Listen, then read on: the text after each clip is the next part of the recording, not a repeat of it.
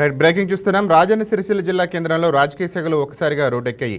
సిరిసిల్ల పట్టణంలో BRS BJP పార్టీల మధ్య చెలరేగిన వివాదం తీవ్ర ఉద్రిక్తకు దారితీసింది. పట్టణంలోని కీలకమైన నేతన్న చౌరస్తా వేదికగా బీఆర్ఎస్ బీజేపీ శ్రేణులు పోటాపోటీ నిరసనలకు దిగడంతో ఇరు వర్గాల మధ్య ఘర్షణ చెలరేగింది. పరిస్థితి పూర్తిగా అదుపులోకి తప్పడంతో రంగంలోకి దిగిన పోలీసులు లాఠీచార్జ్ చేయవలసి వచ్చింది.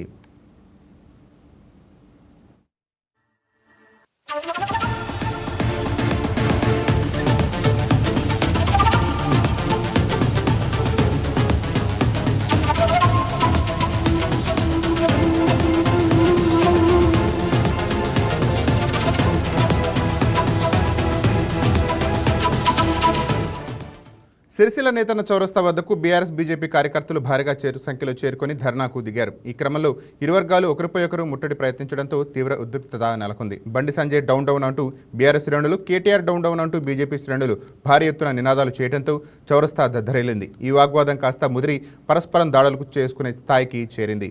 పరిస్థితులు చేతులు దాటిపోవడంతో పోలీసులు తక్షణమే రంగంలోకి దిగారు. ఇరు పార్టీల నాయకులకు కార్యకర్తలను అదుపు చేయడానికి ప్రయత్నించినప్పటికీ వెనుకపోవడంతో శాంతి భద్రతలను కాపాడేందుకు పోలీసులు లాఠీచార్జ్ చేశారు. ఘర్షణకు దిగిన ఇరు వర్గాలు ముఖ్య నేతలను, కార్యకర్తలను బలవంతంగా ఈడ్చుకెళ్లి పోలీసు వాహనాల్లోకి ఎక్కించి అదుపులోకి తీసుకున్నారు.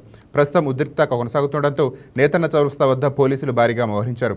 ఉభయ పార్టీల నేతలను అటువైపు రాకుండా బారికేడ్లతో అడ్డుకుంటున్నారు.